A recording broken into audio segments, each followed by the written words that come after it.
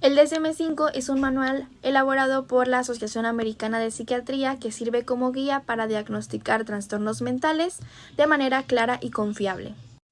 Este manual se ha convertido en una referencia importante en la práctica clínica, en la formación de estudiantes, también en la investigación, y también permite que cualquier personal de la salud hable el mismo lenguaje al describir estos síntomas, además de también poder llevar a cabo una evaluación objetiva en diferentes contextos como hospitales, consultas privadas, estudios profesionales. Además, está coordinado con la Clasificación Internacional de Enfermedades, la CIE, de la OMS, lo que ayuda a estandarizar diagnósticos en todo el mundo. La creación del DSM-5 fue un proyecto grande, tomó 12 años en donde se involucraron muchos especialistas y durante ese tiempo se revisaron los criterios de los trastornos mentales, como a su vez también se añadieron cambios en el manual para que fuera más práctico y claro. Con el objetivo de que sea una guía para los profesionales para poder diagnosticar los trastornos y planear un tratamiento para cada uno de ellos. El manual no nos dice todo lo que pasa en un trastorno, pero sí nos comparte lo más importante, que son síntomas, factores que influyen y cómo el problema va avanzando a lo largo del tiempo. Utilización del manual. Por parte de su objetivo, consiste en ayudar a profesionales de la salud en el diagnóstico de los trastornos mentales de los pacientes como parte de la valoración de un caso que permite elaborar un plan de tratamiento perfectamente documentado para cada individuo. Abordaje para la formulación de un caso clínico. La formulación del caso de cualquier paciente debe de incluir una historia clínica detallada y un resumen detallado de los factores tanto sociales, psicológicos y biológicos que pueden haber contribuido a la aparición de un trastorno mental. ¿Qué es un trastorno mental? Un trastorno mental es una alteración significativa en la cognición, la regulación emocional o conducta. Refleja una disfunción en los procesos psicológicos, biológicos o de desarrollo. Suele asociarse a malestares clínicamente relevantes o a una discapacidad en áreas como en lo laboral, lo académico, lo social y lo familiar. Pero ahora hablemos sobre lo que no constituye un trastorno mental. Respuestas normales ante situaciones estresantes o duelo. Conductas socialmente inusuales a menos que exista una disfunción individual. Así bien, los criterios del DSM-5 se basan en 3 tipos de evidencia. Antecedentes: genéticos, rasgos familiares, temperamento y ambiente. Simultánea: procesamiento cognitivo, biomarcadores, hallazgos neurológicos, simultades sintomáticas. Y predictiva: evolución clínica y respuesta al tratamiento. ¿Qué es el diagnóstico? Es una función clínica que permite orientar al profesional para pronosticar, dar plan de tratamiento y evaluar la evolución de los resultados. Ahora bien, no siempre implica necesidad de tratamiento automáticamente, y esto va a depender de 4 cosas: gravedad y significado de síntomas, nivel de sufrimiento subjetivo por parte del paciente, grado de discapacidad y relación costo-beneficio del tratamiento. Ahora, criterios de significación clínica. El DSM-5 y la OMS han tratado de diferenciar el significado de trastorno mental y discapacidad. La CIE incluye todas las enfermedades y trastornos. La CIF se centra en medir la discapacidad. La JUDAS, basada en la CIF, es una herramienta para evaluar el nivel de discapacidad proveniente de los trastornos mentales. A veces es difícil distinguir sobre síntomas normales o síntomas patológicos, y por eso es importante este criterio, porque nos ayuda a saber si la persona realmente necesita un tratamiento o si la persona tiene algún trastorno mental. Y en conclusión, el criterio principal para establecer diagnósticos en el DSM-5 es su utilidad clínica. Ahora bien, ya podemos iniciar a explicar los diferentes tipos de trastornos obsesivos compulsivos. Cabe aclarar que cada inciso son las condiciones mínimas necesarias que deben cumplirse para poder diagnosticar a una persona con TOC. Los criterios de diagnóstico se plantean como directrices para establecer un diagnóstico. Su utilización debe estar presidida sobre el juicio clínico. En él nos podemos apoyar del DSM-5 para así apoyar el diagnóstico. Una vez hecha la evaluación de los criterios diagnósticos, será el médico quien decida sobre la aplicación de los subtipos y o especificadores del trastorno que considera apropiado. Hay que citar los especificadores de gravedad y el curso para definir el estado actual del individuo, pero solo cuando se cumplan todos los criterios. Si esos criterios no se cumplen, el clínico deberá considerar si la presentación de los síntomas cumplen con todos los criterios para ser denominada otra especificada o no especificada. Los subtipos se definen como subgrupos fenomenológicos dentro de un diagnóstico, mutuamente exclusivos sin conjunto exhaustivos, y están indicados con la instrucción de especificar sí dentro del conjunto de criterios. Por el contrario, los especificadores no pretenden ser mutuamente exclusivos o en conjunto exhaustivos, sino que en consecuencia se puede citar más de un especificador. Se indican con la instrucción de especificar o especificar sí en un conjunto de criterios. El DSM-5 nos especifica que este se redactó para satisfacer las necesidades clínicas y de profesionales antes que las necesidades y servicios legales. También se nos especifica que aquí en el DSM-5 no se nos ofrece la recomendación de ningún tratamiento para ningún trastorno y pues no se recomienda que las personas sin formación clínica utilicen el DSM-5 para diagnosticar o diagnosticarse a sí mismos. El trastorno obsesivo compulsivo se basa en la presencia de obsesiones con forma de pensamientos, ideas, imágenes, los cuales se intentan neutralizar realizando una compulsión que es en forma de alguna acción que sirve para neutralizar y aminorar esta obsesión. Trastorno obsesivo compulsivo. El primer criterio se divide en obsesiones y compulsiones. Y las obsesiones son pensamientos, imágenes intrusivas, impulsos que éstas generan ansiedad y la persona trata de suprimirlas. Las compulsiones son conductas o actos mentales repetitivos que lo que buscan es reducir la ansiedad, pero esto llega a ser excesivo y poco realista. Inciso B. Impacto. Ocupan más de 1 hora al día y causan malestar o un deterioro significativo. Inciso C. Exclusión. No atribuirles a medicamentos o alguna enfermedad médica. D. Diferencial.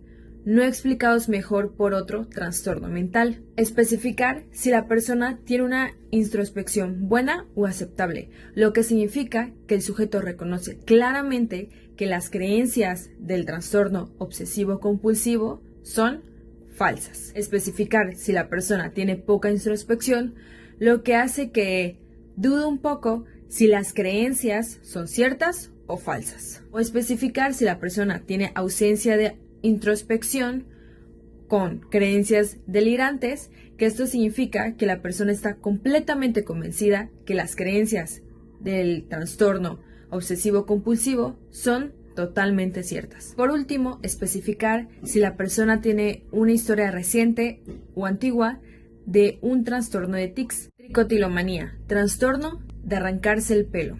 El primer criterio es arrancarse el pelo constantemente, lo que provoca su pérdida. El criterio B son los intentos repetidos para disminuir o dejar de arrancarse el pelo. C. Arrancarse el pelo causa un malestar clínicamente significativo o deterioro en lo social, laboral, educativo o alguna otra área importante. D. El hecho de arrancarse el pelo o la pérdida de este no se puede atribuir a alguna afectación médica. Ejemplo, dermatológica. Por último, E. Arrancarse el pelo no se explica mejor por los síntomas de otro trastorno mental. Trastorno de excoriación, es decir, rascarse la piel. La característica esencial de este trastorno es arañarse, pelarse, peñiscarse, punzarse o morderse la propia piel. Es importante no atribuir este comportamiento a los efectos fisiológicos de alguna sustancia como es la cocaína o otra afección médica como la sarna. Y bueno, este comportamiento, rascarse la piel causa un malestar clínicamente significativo o deterioro en lo social, en lo laboral y otras áreas importantes del funcionamiento de la persona. Como parte del diagnóstico diferencial, tenemos problemas dermatológicos que pueden hacer que la persona se rasque y se produzca estas lesiones en la piel. Y por parte de su comorbilidad, tenemos que se puede acompañar de algún TOC, tricotilomanía y de depresión mayor. Por parte del trastorno obsesivo compulsivo y trastornos relacionados inducidos por sustancias o medicamentos, se menciona como primer punto las obsesiones, compulsiones, rascarse la piel, arrancarse el pelo u otros comportamientos repetitivos centrados en el cuerpo u otros síntomas característicos del trastorno obsesivo compulsivo y relacionados predominan en el cuadro clínico. Y bueno, como siguiente punto, también existen pruebas a partir de la historia clínica y la exploración física o los análisis del laboratorio de síntomas que se mencionaban al principio, que se desarrollan durante o poco después de la intoxicación o abstinencia de una sustancia o después de la exposición a un medicamento. Y también la sustancia o medicamento implicado puede producir los síntomas que se mencionaban al principio. El trastorno dismórfico corporal es cuando una persona se preocupa demasiado por su aspecto físico y le presta mucha atención a los defectos que son mínimos o no son notables para las demás personas, y esto les genera demasiada ansiedad y entonces tienen conductas repetitivas como verse mucho al espejo, asearse en exceso, maquillarse en exceso, cubrirse con ropa. Y bueno, esto les puede causar aislamiento social, les puede traer dificultades en su vida laboral, escolar, e incluso pueden sentirse muy deprimidos o tener pensamientos suicidas. En los hombres aparece como dismorfia muscular, que es cuando creen que su cuerpo es pequeño o no es lo suficientemente fuerte, cuando pues tienen un cuerpo normal o incluso musculoso. El trastorno dismórfico corporal se puede diferenciar de preocupaciones normales sobre la apariencia, en este caso porque la persona le dedica mucho tiempo a pensar en el defecto y viene acompañado de estas conductas repetitivas que no pueden controlar, como verse en el espejo, hacerse en exceso, y bueno, afecta en su vida diaria esta condición. Además, si el defecto es realmente evidente o importante, pues no se considera TDC. Trastorno de acumulación. Esto es cuando una persona no puede desprenderse de sus pertenencias aún sin tener un valor real. Sienten que deben guardarlas y les causa mucha ansiedad pensar en tirarlas. Esto hace que sus casas se llenen los espacios de su casa se llenen tanto que ya no se puedan usar adecuadamente. Además, esto le causa conflictos en su vida laboral, social y en la propia seguridad de su hogar. Este trastorno no solamente es guardar cosas, sino que la persona realmente siente la necesidad de conservar sus pertenencias, aún sin tener un valor real. Simplemente les pueden ver utilidad o sí tener un apego emocional a los objetos, miedo a desperdiciar o a perder esa información. Y bueno, en algunos casos también compran o adquieren cosas de manera excesiva y también varía en cómo la persona puede percibir que tiene un problema. Hay algunos que sí lo aceptan y hay otros que pues no le ven nada de malo. La acumulación es intencional y les causa mucha angustia enfrentarse a la idea de tener que tirar algo. Por eso sus casas suelen llenarse al grado de que los objetos invaden espacios básicos de su casa como la cama, la cocina, la sala y bueno, incluso pueden invadir otros espacios como coches o patios. Y la acumulación se diferencia de una colección porque la acumulación es desorganizada, provoca desorden, angustia y afecta su vida social, laboral y la seguridad de su hogar.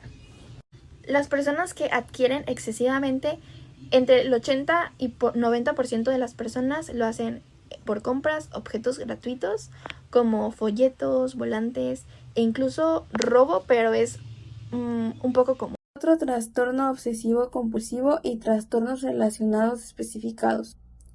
Esta categoría se aplica en presentaciones en las que predominan los síntomas característicos de un trastorno obsesivo-compulsivo y trastornos que causan malestar clínicamente significativo, también en cualquier área social y laboral u otras áreas importantes de este funcionamiento. Pero estos no cumplen con los criterios de ninguno de los trastornos de la categoría diagnóstica. Un ejemplo de estos son los comportamientos repetitivos en el cuerpo, los cuales se caracterizan por comportamientos repetitivos en el cuerpo, ya sea que de manera recurrente como morderse las uñas, también morderse los labios, morderse la mucosidad de las mejillas, e intentos repetitivos de disminuir o abandonar estos comportamientos. Trastornos obsesivos compulsivos y otros trastornos no especificados. Este se utiliza en situaciones en las que el clínico opta por no especificar el motivo del incumplimiento de los criterios de un trastorno obsesivo compulsivo y relacionado específico, e incluye presentaciones en las que no existe suficiente información para hacer un diagnóstico más específico. De este sistema en el trastorno compulsivo se podría usar en un caso en el que tenemos una señora que tiene un miedo muy grande, muy irracional a los gérmenes, ya que considera que si no es lo suficientemente cuidadosa, podría contraer una infección mortal que podría acabar con ella de que casi instantáneamente. Por lo tanto, esta señora constantemente tiene que estar desinfectando las manos y hacerse un lavado de manos muy riguroso que le toma como mínimo 2 horas de su día. Esta señora no cuenta con ningún otro trastorno, ninguna enfermedad diagnosticada y tampoco consume ninguna sustancia. Basándonos en el sistema podemos ver que ahí presenta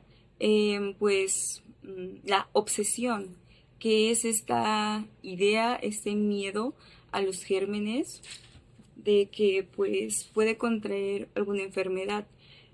Y también tenemos la compulsión, que es la conducta que pretende neutralizar esta idea, la cual es lavarse las manos.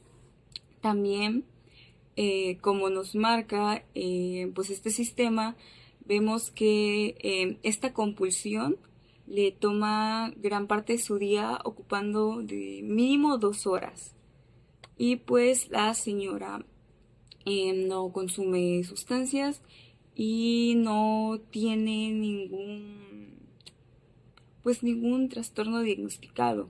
Siguiendo estos puntos que nos marca el DSM-5, podríamos decir que la señora tiene trastorno obsesivo compulsivo.